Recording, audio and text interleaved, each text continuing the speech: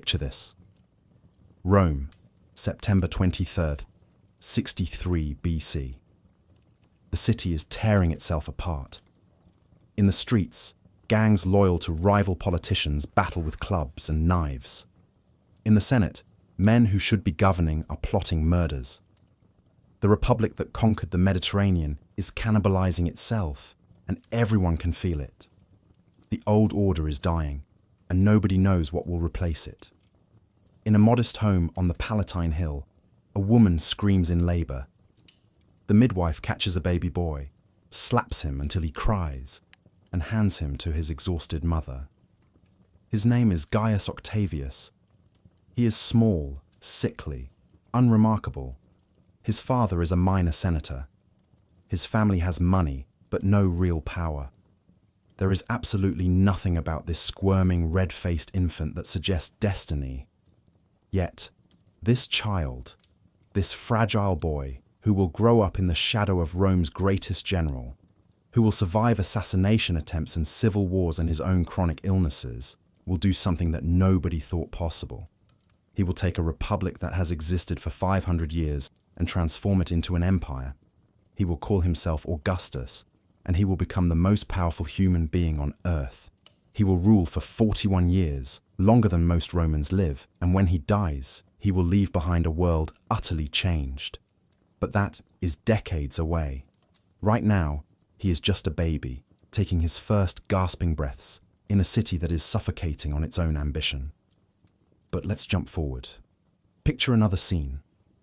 Ravenna, September 4th, 476 AD. A teenage boy wearing the purple robes of an emperor sits on a throne that means nothing. His name is Romulus Augustulus, and he is about to lose everything. Outside the palace, a Germanic chieftain named Odoacer marches with his army, and in a matter of hours, the Western Roman Empire, the mightiest political entity the world has ever seen, will cease to exist. Between these two moments, between the birth of Augustus and the fall of Romulus, lies 500 years of triumph and catastrophe, of genius and madness, of glory and decay. This is the story of how Rome rose from a city of clay to become an empire of marble, how it reached heights of power and sophistication that would not be matched for over 1,000 years, and how it all came crashing down in blood and fire and chaos. This is not just ancient history. This is the story of ambition and hubris, of what happens when civilizations grow too large to govern, too confident to adapt, too divided to survive. The Roman Empire's rise and fall shaped everything that came after it. Our laws, our languages, our architecture, our concepts of citizenship and government, all of it traces back to Rome. And the lessons of Rome's collapse echo through every empire that has risen since, including our own. So let's begin at the beginning, not with Octavius the infant, but with the world he was born into. Because to understand how Rome became an empire, you first need to understand what it was before. Rome was a republic, and that republic was dying. The Roman Republic had existed for nearly 500 years by the time Octavius was born. It had grown from a small city-state on the banks of the Tiber River into the dominant power of the Mediterranean world. Roman legions had conquered Italy, then defeated Carthage in 3 brutal wars, then swept through Greece and Asia Minor and Spain. By 63 BC, Rome controlled more territory than any state in European history. But this success had poisoned the Republic from within. The wealth that flowed into Rome from conquered provinces didn't spread evenly. It concentrated in the hands of a small aristocratic elite, while ordinary Romans, particularly the farmers, who had once formed the backbone of Roman society, found themselves squeezed out and impoverished. The Senate, which was supposed to govern the Republic, had become corrupt and dysfunctional, dominated by wealthy families who cared more about personal power than the common good. And the Roman army, which had once been made up of citizen soldiers fighting to defend their homeland, had been transformed into professional legions loyal to whichever general paid them best. This was a recipe for disaster, and disaster duly arrived in the form of civil war. The 1st century BC was a bloodbath. Rival generals, men like Marius and Sulla, Pompey and Julius Caesar, tore the Republic apart in their competition for supremacy. Armies that should have been defending Rome's borders instead marched on Rome itself. Citizens who should have been united by their Roman identity instead slaughtered each other in the streets. The Republic's institutions, its checks and balances, its traditions of shared power and civic virtue, all of it collapsed under the weight of ambition and greed. And it was into this nightmare that Gaius Octavius was born. His family was wealthy, but not aristocratic. His father had been a senator, but only barely, and he died when Octavius was only 4 years old. The boy's real advantage came from his mother, Aetia. She was the niece of Julius Caesar, and that family connection would change everything. Julius Caesar is one of those names that everyone knows, but it's worth remembering just how extraordinary and terrifying he was. Caesar was a military genius who conquered Gaul, modern-day France, in a campaign that killed an estimated 1 million people and enslaved another million. He was also a brilliant politician who understood that the Republic's institutions were dead and that Rome needed a strong single leader. In 49 BC, he crossed the Rubicon River with his army, an act that was illegal under Roman law and meant civil war, and he marched on Rome. He defeated his rivals, most notably Pompey the Great, and made himself dictator. For 5 years, Caesar ruled Rome with near absolute power. He reformed the calendar, passed laws benefiting the common people, planned massive building projects, and began to transform the Republic into something new. But he made one fatal mistake. He didn't hide what he was doing. He let the senators see that they were no longer truly in charge, that all their ancient privileges and powers were being taken away by one man. On March 15, 44 BC, a group of senators, calling themselves the Liberators, stabbed Julius Caesar to death at the base of Pompey's statue. They thought they were saving the Republic. They were idiots. All they did was trigger another civil war, the one that would finally, definitively, kill the Republic and birth the empire. And it was Octavius, Caesar's 18-year-old great-nephew, who would be the midwife at that birth. When Caesar's will was read, everyone was shocked. Caesar had adopted Octavius as his son and heir, an 18-year-old boy with no military experience, no political office, no power base whatsoever, had just inherited the name and legacy of the most powerful man in Rome. Most people assumed the kid would be swept aside in the chaos that followed Caesar's assassination. Those people underestimated Octavius, which was their first mistake. Many people would make that mistake over the next few decades, and most of them ended up dead. Octavius, now calling himself Gaius Julius Caesar Octavianus, or Octavian as we'll call him, had something that most teenagers don't have. Cold, calculating ruthlessness combined with patience and political genius. He knew he couldn't seize power immediately. He was too young, too inexperienced. So he played the long game. First, he aligned himself with Marcus Antonius, better known as Mark Antony, who had been Caesar's right-hand man. Then they brought in Marcus Lepidus, another of Caesar's supporters. Together, the three of them formed the Second Triumvirate, a three-way dictatorship that was supposed to share power. Their first order of business was revenge. They drew up proscription lists, death warrants for hundreds of their political enemies. Men who had opposed Caesar, men who might oppose them, men who were simply too wealthy and made tempting targets. Over 1,000 Roman citizens were murdered in the purges that followed, their property seized, their families destroyed. Among the victims was Cicero, Rome's greatest orator and defender of the Republic. Antony's soldiers caught him trying to flee and cut off his head and hands, which were then nailed to the speaker's platform in the forum as a warning to anyone who might oppose the triumvirate. With their enemies dead or cowed, the triumvirate turned their attention to Caesar's assassins. The liberators had fled to the eastern provinces and raised armies of their own. In 42 BC, at the Battle of Philippi in Greece, Octavian and Antony crushed them. Brutus and Cassius, the leaders of the conspiracy, both committed suicide. The Republic's last defenders were dead. Now came the hard part. The three members of the triumvirate had to divide up the Roman world among themselves. Lepidus got Africa. Antony got the rich, eastern provinces. Octavian got Italy and the western provinces, which sounds good until you realize that Italy was exhausted and nearly bankrupt from decades of civil war, while the east was wealthy beyond measure. But Octavian understood something that Antony didn't. Control of Italy meant control of Rome itself, and Rome was still the symbolic heart of the empire. Whoever controlled Rome controlled legitimacy. Over the next decade, Octavian slowly, patiently built his power base. He gave land to veteran soldiers, securing their loyalty. He cultivated relationships with senators, making them feel important even as he quietly took their actual power. He married strategically and divorced when it suited him.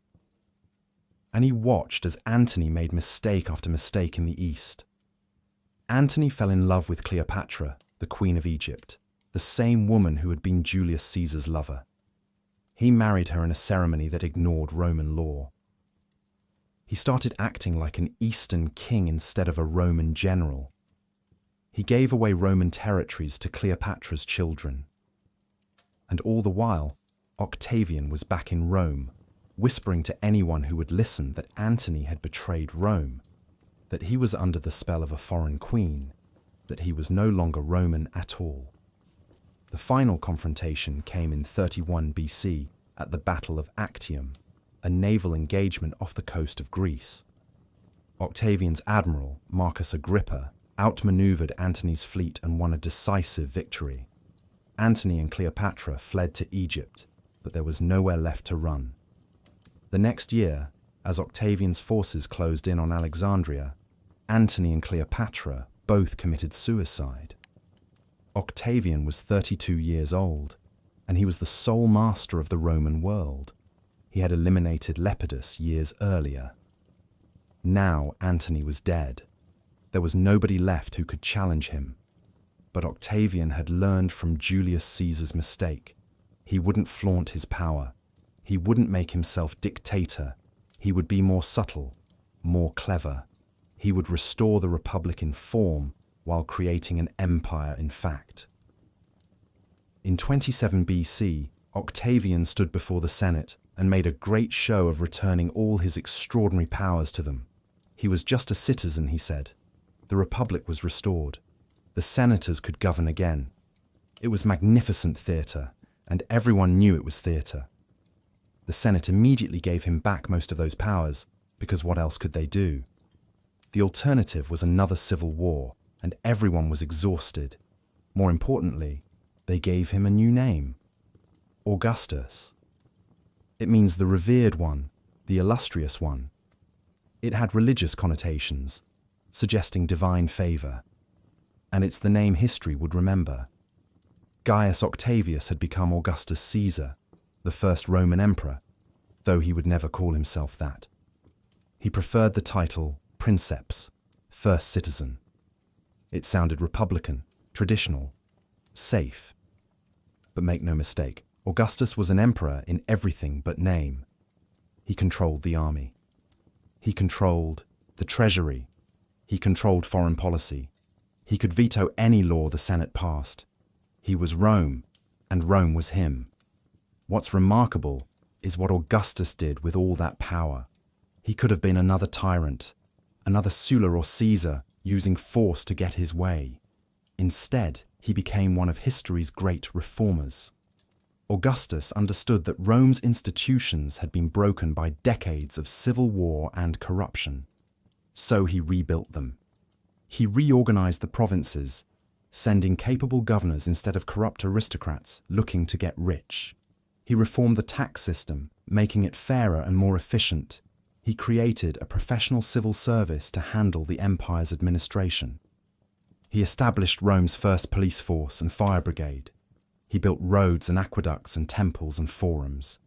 He said himself that he found Rome a city of clay and left it a city of marble, and he wasn't exaggerating. The transformation was incredible, but Augustus's greatest achievement was peace. After a century of civil war, after decades of Romans killing Romans, Augustus brought stability. The legions were sent to the frontiers to expand and defend the empire's borders, not to march on Rome. Rivals were neutralized through politics, not murder. The economy recovered and began to flourish. Trade routes that had been disrupted by war reopened. Cities that had been sacked were rebuilt. People could plan for the future without wondering if another army was going to show up and destroy everything. This period of relative peace and prosperity came to be known as the Pax Romana, the Roman peace, and it would last for 2 centuries. 200 years of stability, which doesn't sound like much to us but was absolutely extraordinary for the ancient world. And it all started with Augustus. Augustus lived to be 76, ancient by Roman standards, and ruled for 41 years. When he died in 14 AD, he left behind an empire that stretched from the Atlantic Ocean to the Euphrates River, from the deserts of North Africa to the forests of Germania. 70 million people lived under Roman rule, about 1/3 of the world's population at the time. Roman roads connected distant provinces. Roman law governed diverse peoples. Roman currency was accepted from Britain to Egypt.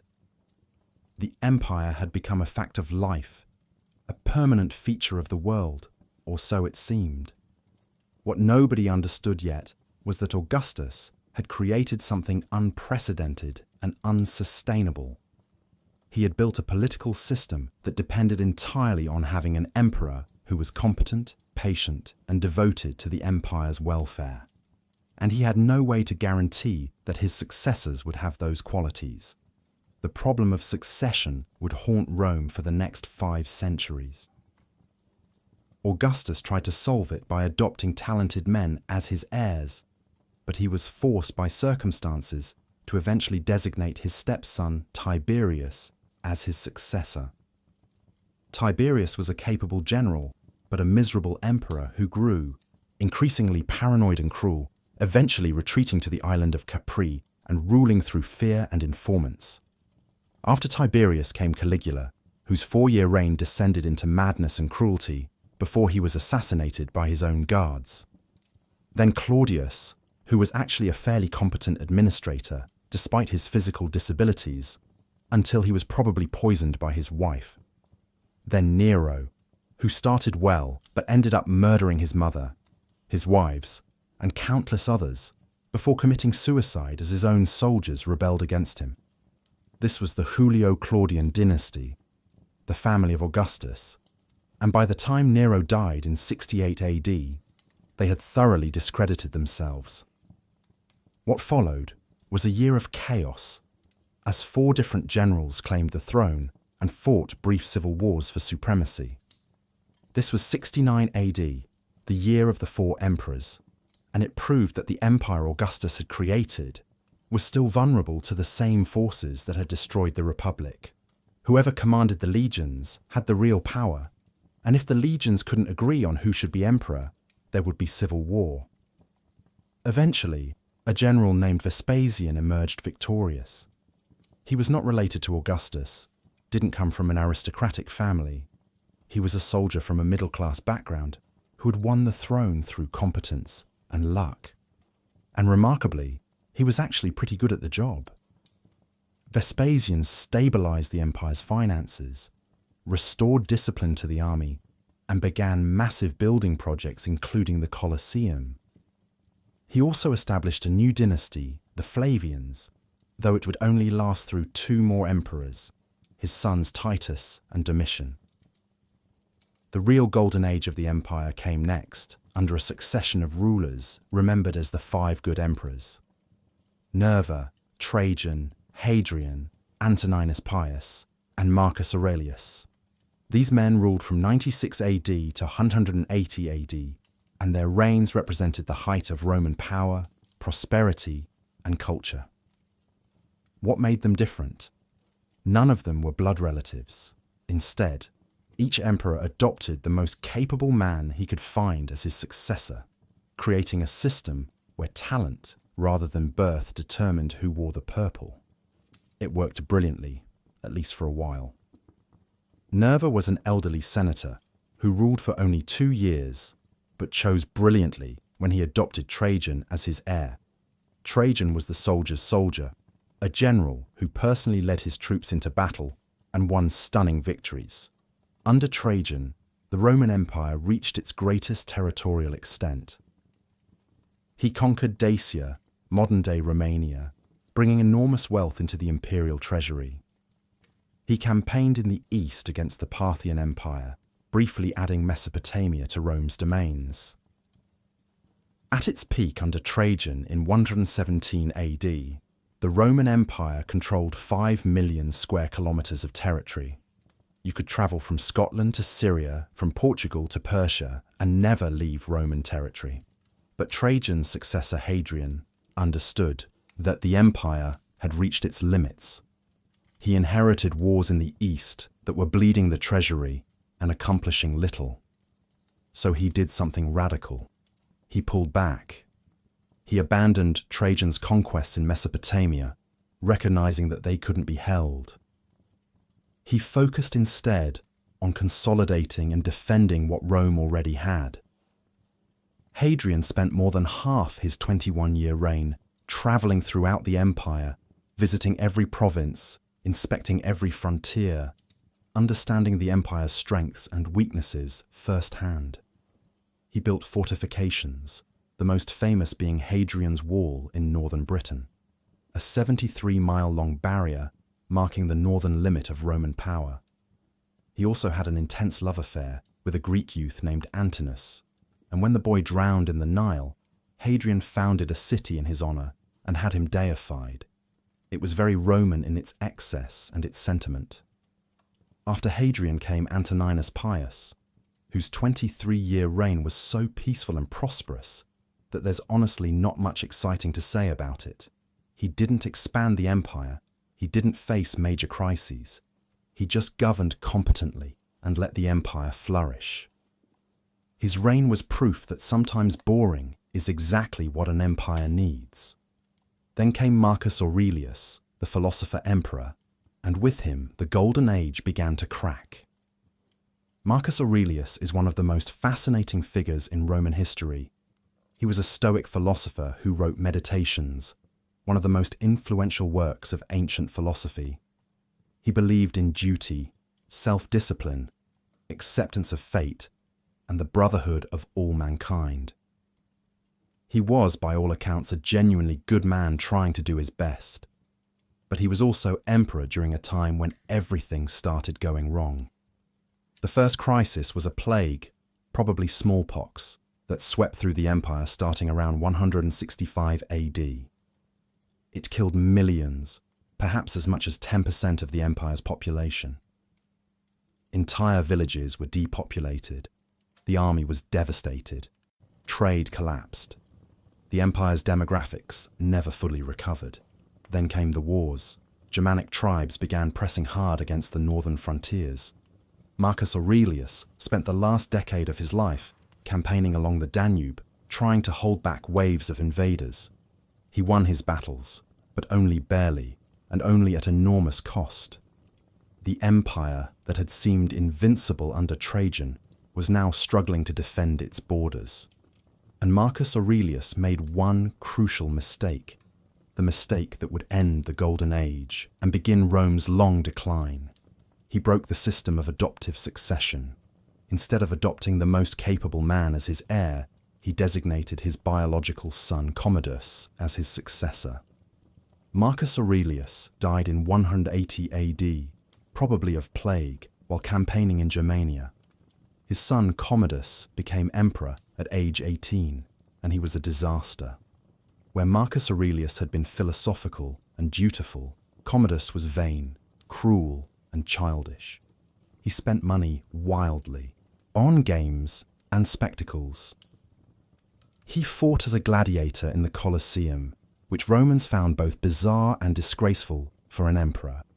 He renamed Rome after himself, calling it Colonia Lucia Annia Commodiana, which the Senate quietly changed back the moment he died. He governed through favorites and mistresses, alienating the Senate and the army. In 192 AD, after 12 chaotic years, Commodus was strangled in his bath by a wrestler named Narcissus, probably at the instigation of his advisors who had finally had enough. The Golden Age was over. The Pax Romana was finished. What came next would make the civil wars of the late Republic look like playground squabbles. The 3rd century AD was one of the worst periods in Roman history, so chaotic that it's simply called the crisis of the 3rd century. Between 235 and 284 AD, over 50 men claimed the title of emperor. Most ruled for less than 2 years. Many never even made it to Rome. They were proclaimed emperor by their legions, fought a few battles, and were either killed by rival claimants or assassinated by their own soldiers when they proved unable to deliver the plunder and power they had promised. During this same period, the empire faced external threats on every frontier. Germanic tribes, the Goths and Alemanni and Franks, poured across the Rhine and Danube. They sacked cities deep inside imperial territory. For the first time in centuries, Rome itself felt threatened and had to rebuild its walls. In the east, a new Persian dynasty, the Sassanids, arose and proved far more aggressive and capable than their predecessors. They invaded Syria, sacked cities, and even captured a Roman emperor, Valerian, who died in captivity, reportedly used as a footstool by the Persian king. The economy collapsed. Constant warfare required constant taxation, but constant warfare also disrupted trade and agriculture, which meant there was less wealth to tax. Emperors responded by debasing the currency, adding more cheap metal to the coins and less silver and gold. This caused rampant inflation. Prices skyrocketed. People lost faith in Roman money and began reverting to barter. The carefully integrated economy that had flourished during the Pax Romana disintegrated into regional fragments. The empire itself nearly fell apart. For a brief period, there were actually 3 separate Roman states. The Gallic Empire controlled Gaul, Britain, and Spain. The Palmyrene Empire controlled Syria, Egypt, and parts of Asia Minor. And the Central Roman state controlled Italy and the surrounding territories. It seemed entirely possible that Rome would simply dissolve into squabbling successor states. What saved the empire, at least temporarily, was a series of soldier emperors who were brutal, effective, and utterly devoted to holding the empire together. Claudius Gothicus earned his nickname by defeating a massive Gothic invasion. Aurelian reconquered both the Gallic and Palmyrene empires, reunifying Roman territory, and built new walls around Rome itself. Recognition that the empire's frontiers could no longer be trusted to protect the capital.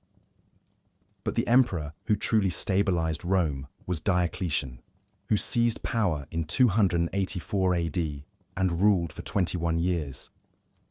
Diocletian understood that the empire had grown too large, too complex, too threatened on too many fronts for one man to rule effectively. So he divided it. He created the Tetrarchy, ruled by 4 emperors. 2 senior emperors, called Augusti, and 2 junior emperors, called Caesars. Diocletian took the eastern half of the empire. His colleague Maximian took the west. Each had a Caesar to help govern and to provide a clear succession plan. It was brilliant in theory. In practice, it worked for exactly as long as Diocletian was alive to enforce it. When he voluntarily abdicated in 305 AD, the first emperor to ever do so willingly, the Tetrarchy immediately fell apart into civil war. But one man would emerge from that chaos and create something new. His name was Constantine, and he would transform the empire in ways that even Augustus hadn't managed. Constantine won the civil wars that followed Diocletian's abdication and became sole emperor in 324 AD. His reign is famous for two things. First, he became Christian. Now, this requires some context. Christianity had been growing in the empire for centuries, spreading from its origins in Judea throughout the Roman world. Christians had been periodically persecuted, most recently, and viciously under Diocletian, because they refused to worship the emperor and the traditional Roman gods, which made them seem disloyal and dangerous. But they kept growing anyway, and by Constantine's time, maybe 10% of the empire's population was Christian. Constantine supposedly converted after having a vision before the Battle of the Milvian Bridge in 312 AD. He saw a cross in the sky with the words, "In this sign, conquer." His soldiers painted Christian symbols on their shields, won the battle, and Constantine became a Christian. Or at least he claimed to be. The reality is probably more complicated. Constantine likely saw Christianity as a way to unify the empire, to create a single state religion that could replace the various local cults and give all Romans a shared identity. He legalized Christianity with the Edict of Milan in 313 AD, ending persecution. He funded the building of churches, including the first St. Peter's Basilica in Rome. He involved himself in Christian theological disputes, convening the Council of Nicaea in 325 AD to settle the Arian controversy. Whether his conversion was genuine or political doesn't really matter. The result was the same. The Roman Empire, which had been pagan for 1,000 years, would become Christian. Within a century, paganism would be banned, and Christianity would be the only legal religion in the empire. Constantine's second major act was moving the capital. In 330 AD, he founded a new city on the site of the ancient Greek colony of Byzantium. He called it New Rome, though everyone else called it Constantinople, Constantine's city. The location was brilliant, sitting at the crossroads of Europe and Asia, controlling the strait between the Mediterranean and the Black Sea. It was easier to defend than Rome, closer to the threatened eastern frontiers, and it had no senate full of aristocrats clinging to the old republican traditions. Constantinople would become one of the greatest cities in the world, and it would outlive Rome by 1,000 years. But Constantine's decision to move the capital also symbolized something ominous. Rome, the ancient city, was no longer the center of the empire. The focus had shifted east, toward the wealthier, more populous, more culturally Greek provinces. The West, with Italy and Rome itself, was being left behind. After Constantine died in 337 AD, the empire was divided among his sons, who immediately fell into civil war. This would become the pattern. Emperors would try to keep the empire united under one ruler, but the practical difficulties were too great. The West and East were growing apart, economically, culturally, linguistically.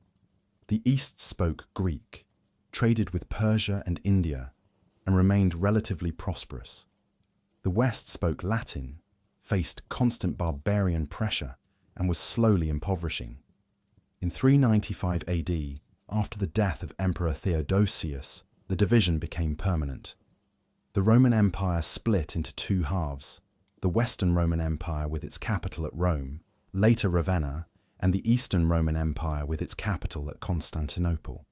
The Eastern Empire, which we call the Byzantine Empire, though they still called themselves Romans, would survive for another 1,000 years.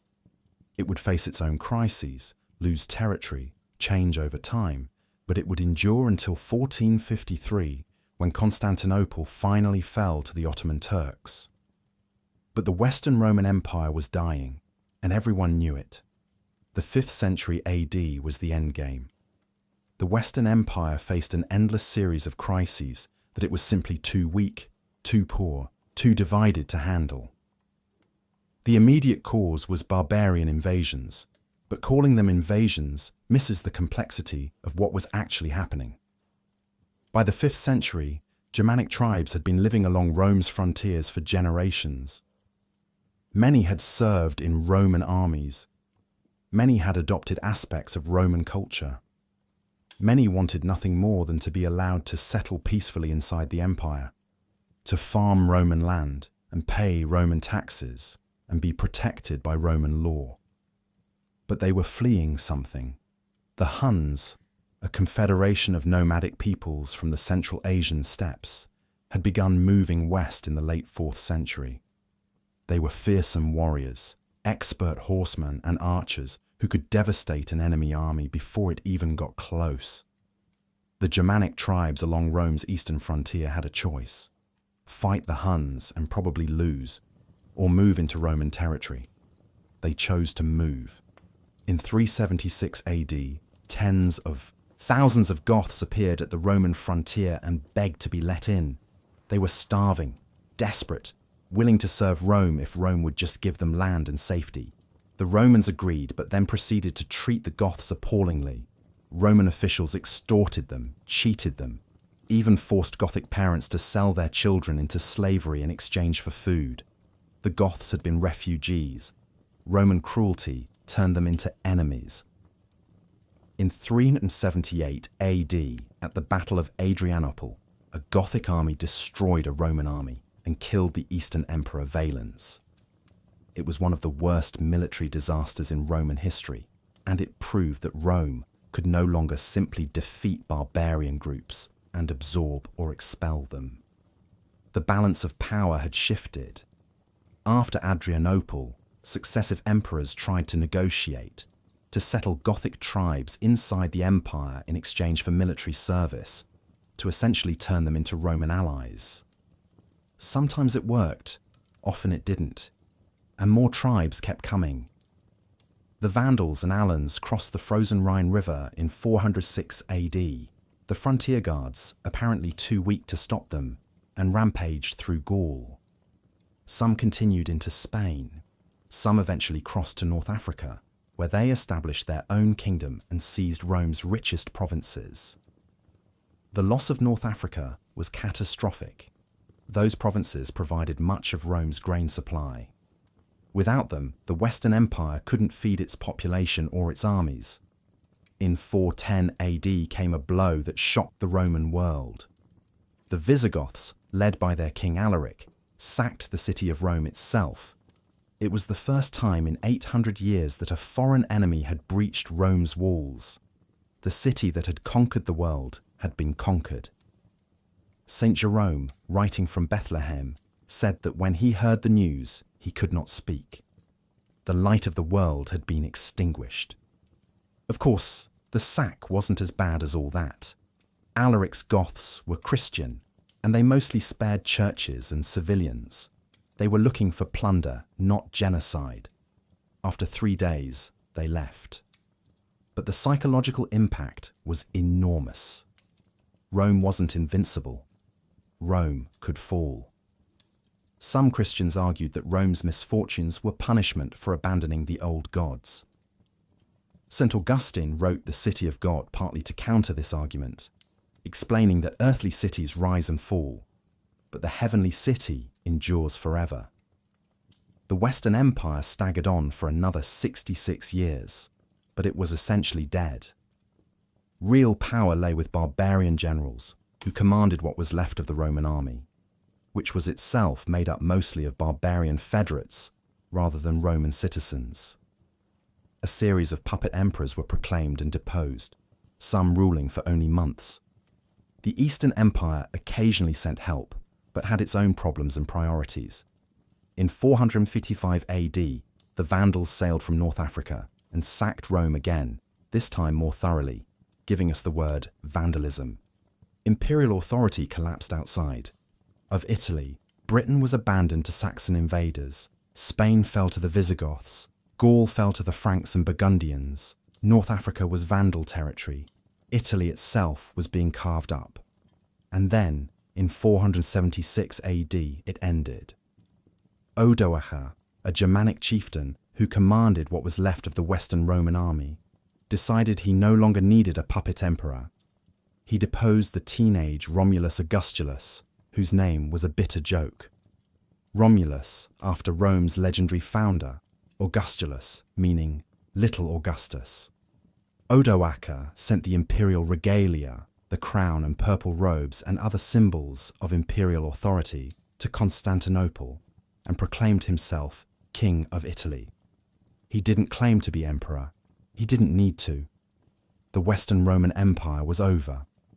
September 4th, 476 AD. That's the date traditionally given for the fall of Rome, and it's as good as any. But we should be clear about what actually fell. The city of Rome didn't disappear. People still lived there, though the population had crashed from over 1 million to maybe 20,000.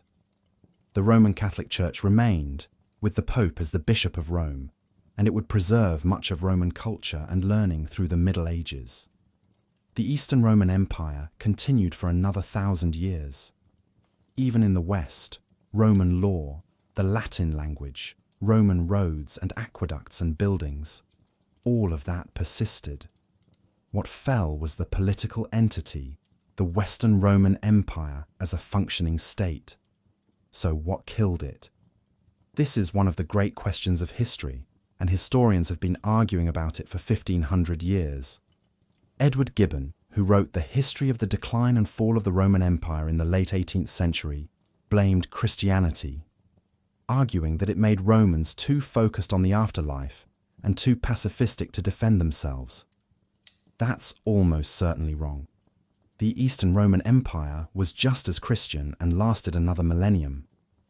Others have blamed barbarian invasions, and yes, those were crucial. But barbarian tribes had been pressing on Rome's frontiers for centuries. The earlier empire had defeated or absorbed them. Why couldn't the later empire do the same? Some blame economic collapse, the debasement of currency, the loss of trade routes, the burden of taxation. All true, but economic troubles were symptoms as much as causes. Some blame the division of the empire, arguing that splitting East and West weakened both.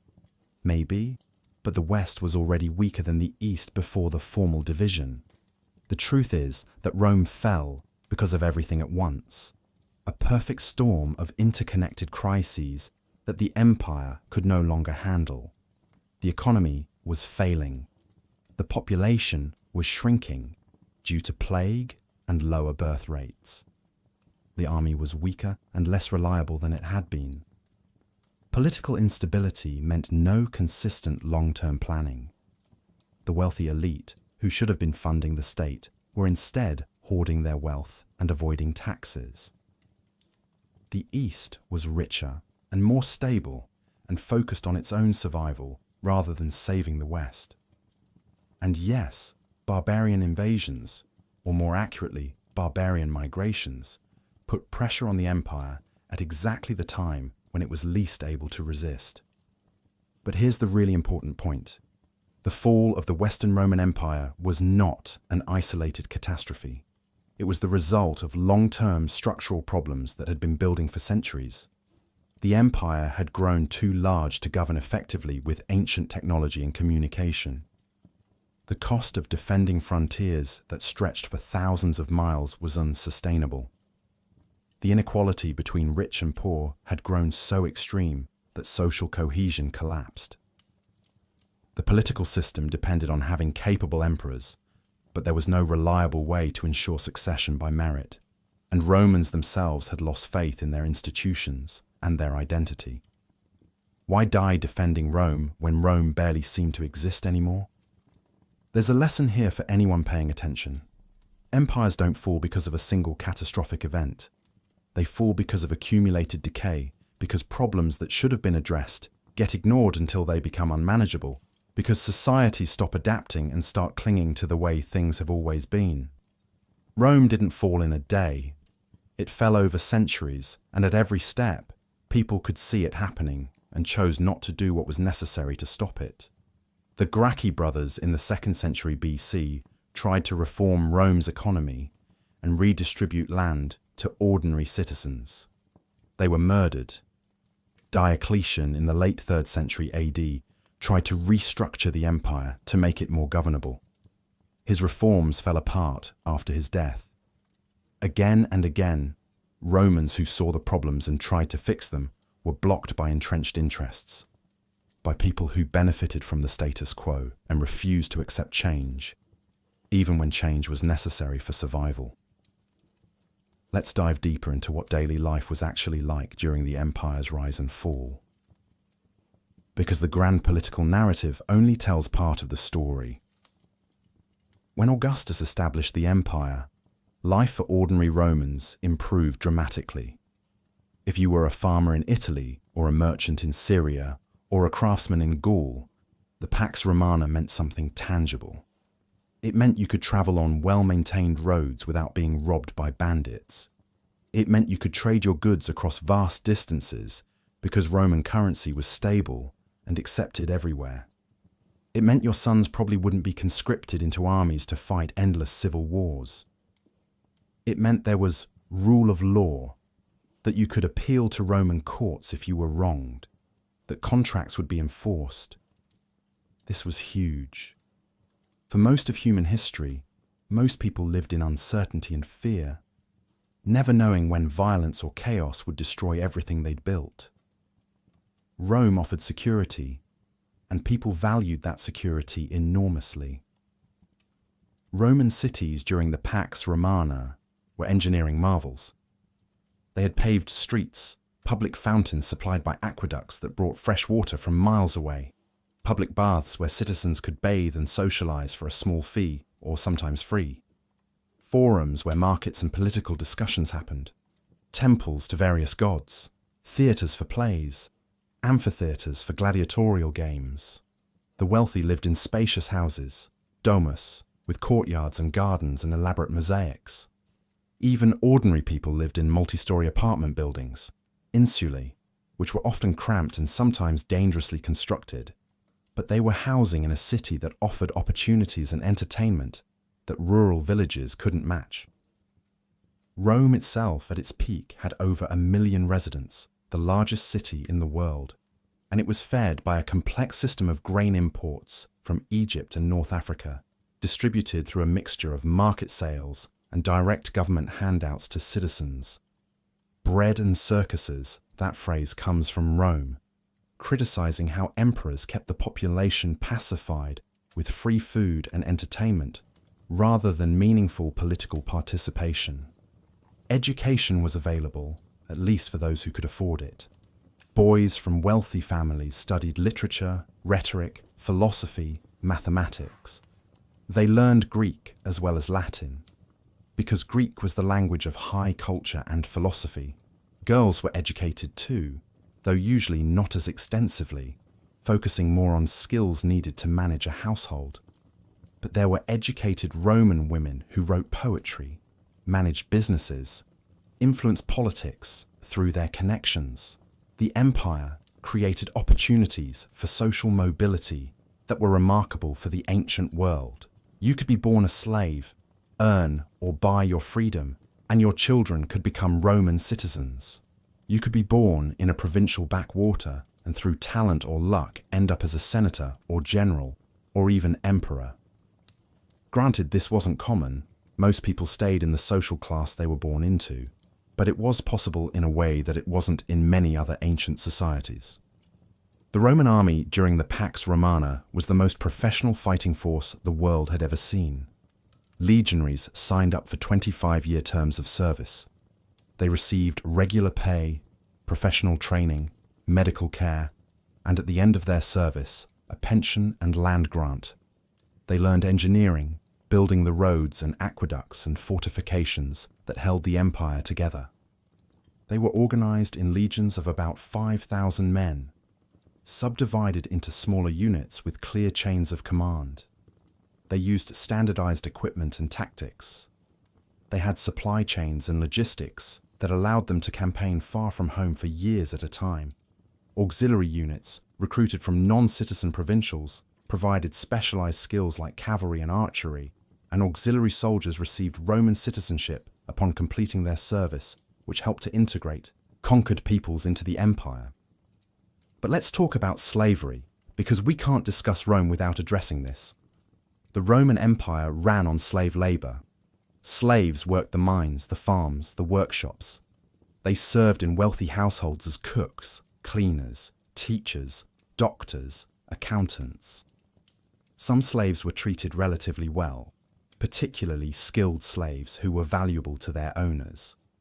Others, particularly those working in the mines or on large agricultural estates, lived short, brutal lives of back-breaking labor.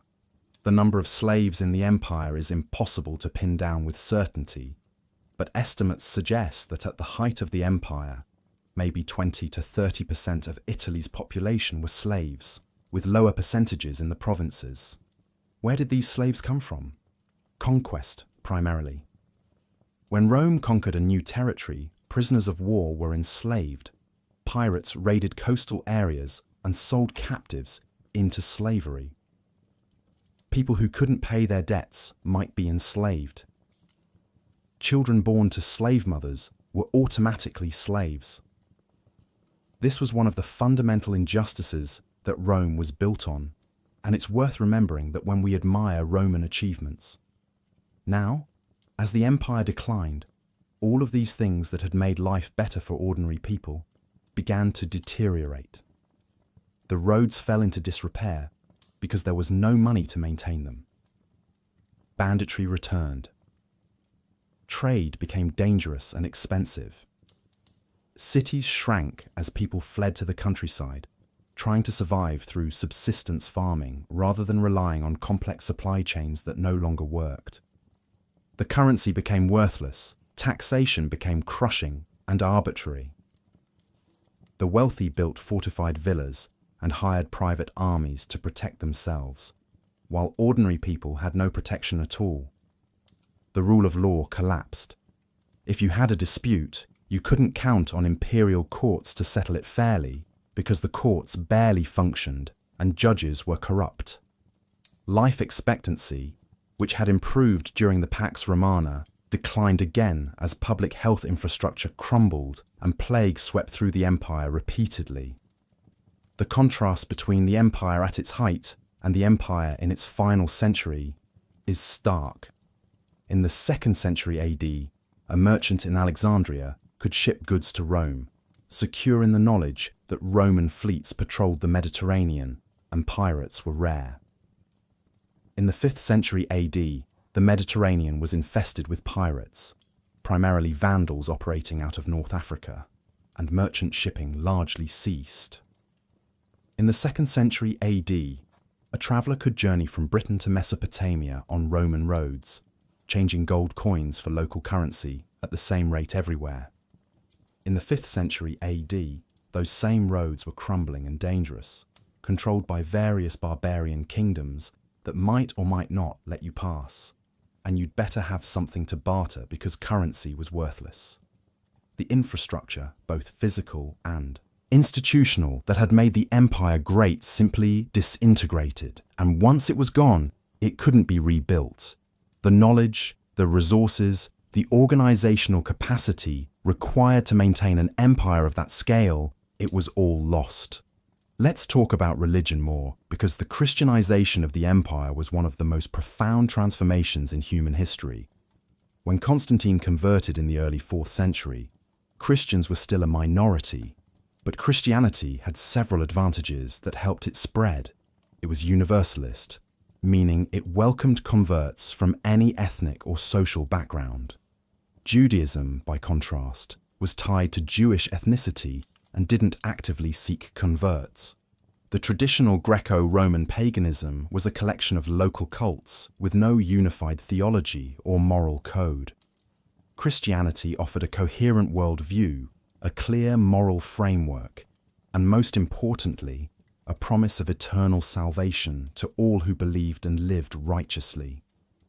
It appealed particularly to the poor, to women, to slaves, to people who had little hope in this world and found comfort in the promise of the next. Once imperial patronage shifted to Christianity, its growth became explosive. Pagan temples were closed or converted into churches. Pagan practices were outlawed.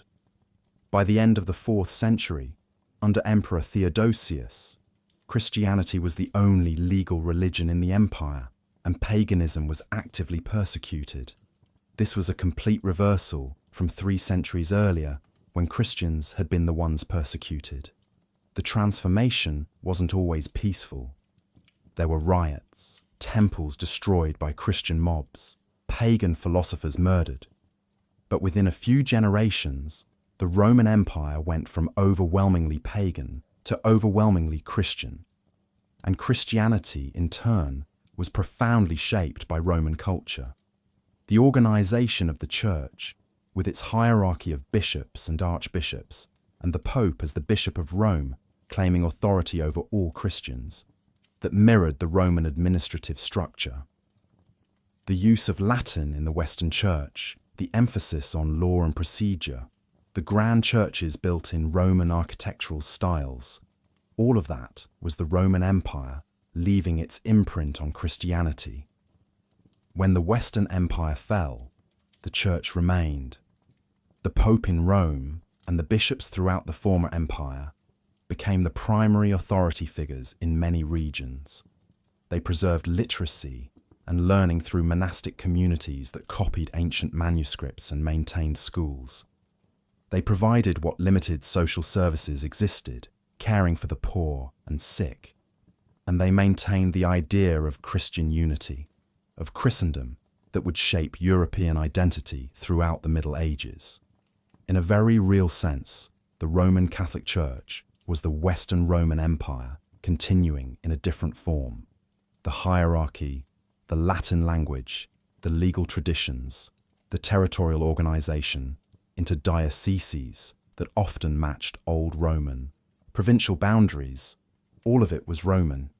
The empire had fallen, but its ghost lived on in the Church. What about art and culture? The Romans weren't as original as the Greeks in philosophy or drama, but they were brilliant engineers and practical innovators. Roman architecture gave us the arch, the vault, the dome, allowing for much larger interior spaces than Greek post and lintel construction. The Pantheon in Rome, built by Hadrian, has a dome that wasn't matched in size until the Renaissance, 1400 years later. Roman concrete was so durable that structures built 2,000 years ago still stand today, and we're still not entirely sure how they made it. Roman aqueducts brought water to cities across the empire. Some, like the Pont de Gard in France, still standing as testament to Roman engineering. Roman roads were so well built that many are still in use, forming the basis for modern highways. The saying that all roads lead to Rome wasn't just metaphorical. The Romans built over 50,000 miles of paved roads connecting the empire, and yes, many of them did lead to Rome. Roman literature gave us Virgil's Aeneid, the epic poem that told Rome's founding myth and became central to Roman identity. Ovid's Metamorphoses, a collection of myths that has influenced Western literature for 2 millennia. Cicero's speeches and philosophical works, which preserved Greek philosophy for the West. Seneca's Stoic writings, Marcus Aurelius's Meditations, the histories of Livy, Tacitus, and Plutarch, which are still our primary sources for understanding Roman history. The satires of Juvenal and Martial, which gave us biting commentary on Roman society. Latin itself became the language of learning and administration throughout Europe for over 1,000 years after Rome fell.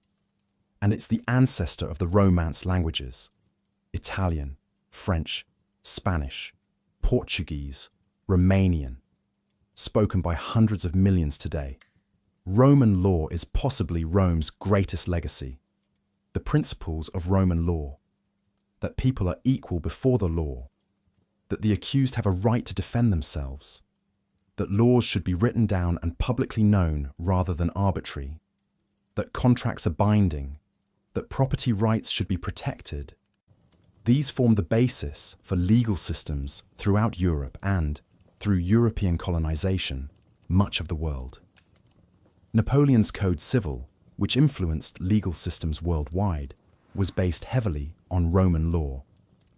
The concepts of civil law versus common law, of legal precedent, of innocent until proven guilty, all have roots in Roman jurisprudence. When American founding fathers designed their republic, they looked to Rome for models. The Senate, the concept of checks and balances, even the architectural style of Washington, D.C. with its neoclassical buildings, all of it deliberately echoed Rome. For better or worse, when Westerners have thought about how to organize society, govern effectively, and administer justice, we've been thinking in frameworks that Rome created. Now let's address some myths about Rome's fall, because there's a lot of nonsense out there. Myth number 1, Rome fell because Romans became decadent and lazy. This is moral storytelling, not history. Romans in the 5th century weren't notably more decadent than Romans in the 1st century. If anything, the late empire was more austere, more religious, less permissive than the Pax Romana period. Decadence doesn't destroy empires. Bad governance, economic collapse, and military defeat destroy empires. Myth number 2. Rome fell because of Christianity, making them weak and pacifistic. As we discussed, the Eastern Roman Empire was just as Christian and survived for another 1,000 years. Christianity didn't weaken Rome. If anything, it provided social cohesion during a time when traditional Roman identity was fracturing. Myth number 3. Rome fell because of lead poisoning from lead pipes and lead cooking vessels. There's no evidence that Romans suffered from widespread lead poisoning, and besides, they used lead throughout the empire's history, including during its greatest periods. Myth number 4. Rome fell suddenly in a catastrophic invasion. As we've seen, Rome's fall was a long process of decline, punctuated by specific events. The barbarian invasions of the 5th century were the final blow, not the cause. And really, these weren't invasions in the sense of hostile foreign armies attacking an enemy. They were migrations of peoples looking for security and prosperity, people who often wanted to be part of Rome, not destroy it. Rome fell because it couldn't integrate these peoples peacefully, couldn't defend its borders effectively, couldn't maintain the economic and political structures that had held the empire together. The barbarian migrations were the spark, but the empire had been soaked in fuel for centuries. Here's something that doesn't get talked about enough. The fall of the Western Roman Empire led directly to what we call the Dark Ages. And that term, while controversial among historians, captures something real about the period from roughly 500 to 1000 AD in Western Europe. Population declined. Cities shrank or were abandoned. Trade collapsed. Literacy rates plummeted because the school system that had existed under Rome disappeared. Technological knowledge was lost, not because it was deliberately destroyed, but because the complex economies and organized states that had supported specialized craftsmen and engineers no longer existed. People forgot how to make concrete.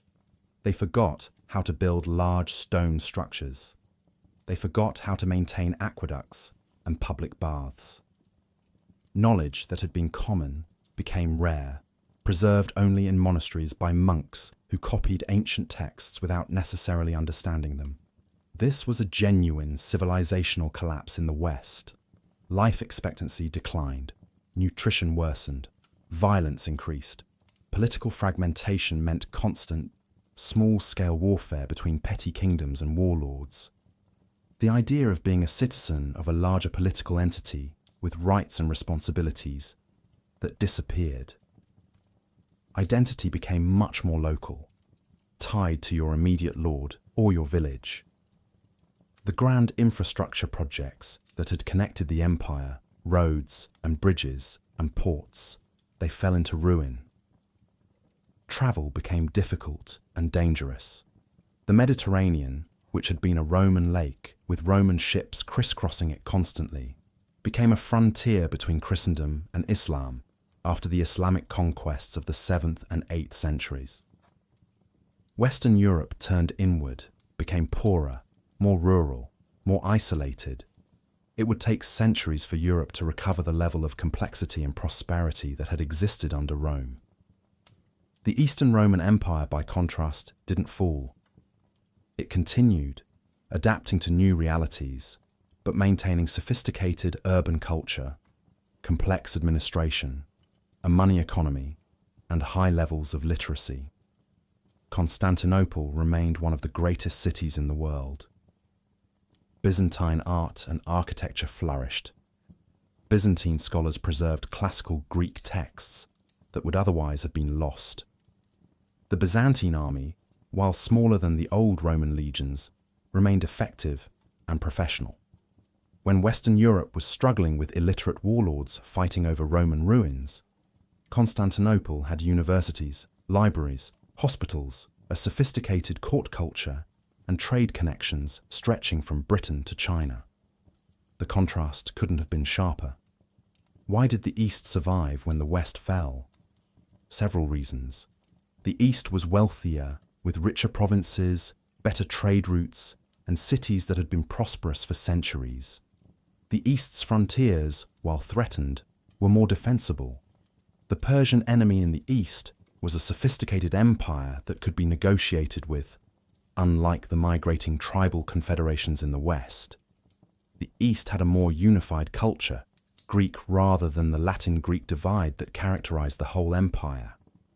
And the East had Constantinople, an almost impregnable city that could serve as a rallying point and secure capital in a way that Rome, Milan, or Ravenna could not. Let's do some counterfactuals, some what-ifs, because they help illuminate the contingency of history. What if Marcus Aurelius had adopted a capable successor instead of designating his incompetent son Commodus? Would the Golden Age have continued? Maybe, for a while. But the structural problems, overextension, military costs, economic strain, they wouldn't have disappeared. At best, competent emperors could have managed decline more gracefully, perhaps consolidated the empire into a more defensible core. What if Constantine hadn't converted to Christianity? Christianity would probably have continued growing anyway, but without imperial patronage, it might have taken longer to become dominant. Roman paganism might have had a revival. The cultural trajectory of Europe would have been very different. What if the Roman Empire had industrialized? This one's fun but unrealistic. Rome had sophisticated technology for its time, but it lacked the scientific method, the culture of systematic experimentation, and crucially, the economic incentives to develop labor-saving machinery when slave labor was abundant. Still, if Rome had somehow developed steam power and industrial production, the course of world history would have been unrecognizable. What if the Western Empire had survived? If the 5th century barbarian migrations had been handled differently, if the empire had been better governed, if the economy had remained stable, Western Europe might have remained unified under Roman rule. No Dark Ages, no feudalism, no period of civilizational collapse, but also no rise of the nation-states that would eventually dominate the world. No age of exploration driven by European competition. No Renaissance born from the rediscovery of classical learning, because that learning would never have been lost. History would have been completely different, though whether better or worse is impossible to say.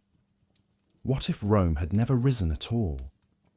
The Mediterranean world would have remained fragmented among competing Greek cities, Phoenician colonies, Celtic tribes, and whatever other powers emerged. The spread of Greek culture, which Rome facilitated, might have been more limited. Christianity might never have spread beyond the Middle East without the Roman road network and unified empire to carry it. The legal and political traditions that shaped Western civilization wouldn't exist in the form we know them.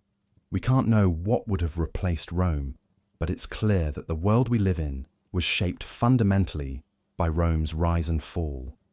Let's talk about Rome's influence on military history specifically. because Roman warfare set patterns that persisted for centuries.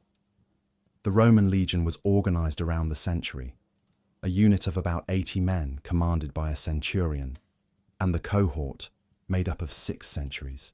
This small unit organization allowed for flexibility and resilience. If one unit was destroyed, others could continue fighting. Orders could be passed down clear chains of command. Training was standardized, so a legion from Britain and a legion from Syria could fight together effectively. The Romans emphasized discipline over individual heroism.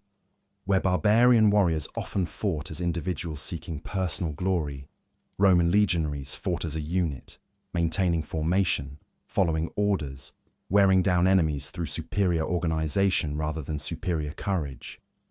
The Roman army was also heavily logistical. They understood that wars are won by supplies and communication as much as by battles. They built roads to move troops quickly. They established supply depots. They created a system of fortified camps that could be constructed rapidly when an army stopped for the night. These weren't tents thrown up randomly. These were fortified enclosures with ditches, ramparts, and organized layouts that turned every overnight stop into a defensible position. Roman siege warfare was similarly sophisticated. They had engineers who could design siege towers, battering rams, catapults, and artillery. They could build ramps to allow attackers to reach the top of walls. They could mine under walls to cause them to collapse. When Julius Caesar besieged Alesia in Gaul, where Vercingetorix had gathered a massive Celtic army, Caesar built 2 walls, one surrounding the city to keep the defenders in, and one facing outward to protect his own forces from the Celtic relief army that was coming to help. He then defeated both armies in sequence. This kind of sophisticated engineering and tactical planning was characteristic of Roman warfare at its best. But Roman military success ultimately depended on having disciplined, professional soldiers, and that required money to pay them and time to train them. As the empire's economy collapsed and political instability increased, military quality declined. The late Roman army was smaller, less well-trained, increasingly reliant on barbarian federates who fought for plunder rather than pay, and had less commitment to Roman success. The military decline was both cause and effect of imperial decline. Rome's impact on architecture and urban planning is visible today in cities around Europe and the Middle East. The Forum, the central public square where commerce and politics happened, became the model for European town squares. The Basilica, a large rectangular building used for courts and public business, became the model for Christian churches. The public bath complex, with its rooms of different temperatures and social spaces, influenced Islamic hammams and later European spa culture. The Roman house, with its central courtyard or atrium, influenced Mediterranean and Middle Eastern domestic architecture for centuries. Roman cities were laid out on a grid pattern when possible, with 2 main streets, the Cardo running north-south and the Decumanus running east-west, intersecting at the Forum. This rational, organized approach to urban planning influenced city design throughout the ages. Even the names persist. Modern Manchester, England, was Roman Mancunium. Vienna was Vindobona. Paris was Lutetia. Cologne was Colonia. All across Europe, modern cities stand on Roman foundations, sometimes literally, with Roman walls still visible or Roman streets still followed by modern roads. The legacy of Rome in language is profound. Latin survived as the language of the Catholic Church, science, law, and scholarship throughout the Middle Ages and into the early modern period. Scientific names for species are still in Latin. Legal terminology is full of Latin phrases. Medical terms are largely Latin. And as mentioned, the Romance languages evolved from Vulgar Latin, the spoken Latin of ordinary Romans. Even English, which is a Germanic language, is about 60% Latin in its vocabulary once you count words borrowed directly from Latin or through French, which is a Romance language. Words like empire, citizen, republic, senator, law, justice, military, urban, agriculture, manual, virtually every word related to government, law, war, or organized society, they're either Latin or Greek borrowed through Latin. When we speak English, we're speaking a language heavily shaped by Rome. Rome's political legacy is equally significant. The idea of a republic, where power theoretically resides with the people, even if in practice it's exercised by their representatives, that's Roman. The concept of citizenship, with specific rights and responsibilities, that's Roman. The separation of powers, with different institutions checking each other, that's Roman in inspiration, even if the Roman Republic's actual practice was less clean than the theory. The American founding fathers debated endlessly about Roman history, trying to understand what had made the Roman Republic successful and what had caused it to fail. They consciously modeled American institutions on what they saw as Rome's successes while trying to avoid its failures.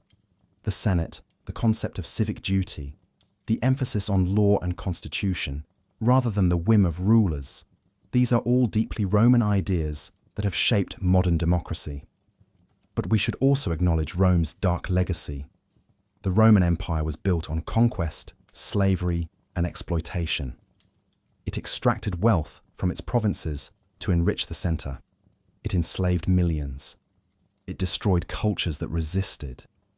The Roman triumph, the parade granted to victorious generals, literally featured captured enemies displayed in chains, paraded through Rome before being executed. This was entertainment. The gladiatorial games where men killed each other for public amusement, where criminals were fed to wild animals, where the suffering and death of human beings was spectacle. This tells us something disturbing about Roman culture. The casual cruelty, the acceptance of slavery as natural, the worship of military conquest. These were part of Rome too. When we admire Roman achievements, and there is much to admire, we shouldn't romanticize them or forget the immense human cost that those achievements required. As we come to the end of this journey through Rome's rise and fall, what conclusions can we draw? First, that Rome succeeded because it was adaptable and inclusive in ways that its rivals were not. Rome started as one city among many in Italy. It became an empire because it was willing to grant citizenship to conquered peoples, to incorporate their gods into Roman religion, to promote talented individuals regardless of origin. The Roman army included men from every corner of the empire. The Senate eventually included men whose ancestors had fought against Rome. This flexibility, this willingness to expand Roman identity beyond ethnic boundaries, gave Rome enormous strength. But over time, that openness calcified. The empire stopped expanding. Citizenship lost its value as citizenship rights were extended to almost everyone under Caracalla in 212 AD, meaning citizenship no longer marked you as special. The army became less Roman and more barbarian. Identity fragmented. The center couldn't hold. Second, Rome fell because it couldn't solve the problem of succession. Every time an emperor died, there was potential for civil war. Sometimes the succession was peaceful. Often it wasn't. And even when it was peaceful, there was no guarantee that the new emperor would be competent. The adoptive system of the 5 good emperors worked brilliantly, but it only worked as long as emperors voluntarily chose capable heirs over their own sons. Once that system broke down, Rome was back to hereditary succession or military coup, and the quality of emperors declined accordingly. This wasn't a problem unique to Rome. Every monarchical or imperial system struggles with succession. But Rome never found a stable solution, and that instability contributed to its fall. Third, Rome fell because it grew too large to govern with ancient technology. In a world without telecommunications, without fast transportation, without modern administrative tools, governing an empire the size of Rome required either constant travel by the emperor and his officials, which was slow and difficult, or delegation to provincial governors who might become powerful enough to challenge the emperor. The empire was always one successful general away from civil war. And as the empire's resources declined, it couldn't afford the administrative infrastructure needed to govern effectively. The late empire tried to solve this with the tetrarchy, dividing power, but that just created more potential civil wars. There may not have been a solution. Perhaps empires of that scale were simply unsustainable, given the technological limitations of the ancient world. Fourth, and this is crucial for understanding history more broadly, Rome didn't fall because of a single cause. It fell because of a combination of interconnected problems: economic, military, political, social, demographic, environmental, that fed into each other and created a cascade of failure. The economy declined because of military defeats and civil wars. Military defeats happened because the economy couldn't support effective armies. Civil wars erupted because the political system was unstable. The political system was unstable because the economic elite had become detached from the common good and focused on their own enrichment. Demographic decline from plagues weakened everything. Environmental degradation from centuries of intensive agriculture may have reduced food production. You can't point to one thing and say that's what killed Rome. It was everything at once, and it took centuries. And finally, Rome matters because it still shapes our world. When we build government buildings with columns and domes, we're echoing Rome. When we organize our legal systems around written law and due process, we're following Rome. When we speak Romance languages or use Latin-derived vocabulary, we're speaking Rome. When we think about citizenship, about empire, about the relationship between military power and political authority, we're thinking in frameworks that Rome created. The Roman Empire ended 1500 years ago, but in a very real sense, we're still living in its shadow. Its achievements inspire us. Its failures warn us. Its legacy surrounds us, often invisibly, woven into the basic structures of Western civilization. So what's the takeaway from all of this? Empires rise through a combination of military power, economic prosperity, political stability, and cultural confidence. They reach heights that seem invincible, that make their citizens believe they will last forever. But nothing lasts forever. Internal contradictions accumulate. Structural problems that were manageable become unmanageable. Crises that could once be overcome become fatal. And empires fall, sometimes quickly, sometimes slowly, but always completely.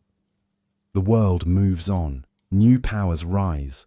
The ruins of the old empire become tourist attractions or quarries for building materials. And people centuries later look back and wonder how something that seemed so permanent could have vanished. That's the story of Rome. That's the story of every empire. And it's a story worth remembering, because those who forget history are condemned to repeat it. Rome forgot the civic virtues that had made it great. It forgot that power requires responsibility. It forgot that empires are built by sacrifice and hard work, not maintained by assumption and inheritance. And Rome fell. The question for us is whether we'll learn from Rome's mistakes, or whether we're doomed to replay them. If you enjoyed this deep dive into the rise and fall of one of history's greatest empires, please hit that like button and subscribe to the channel. There are so many more stories to explore, so many more lessons to learn from the past.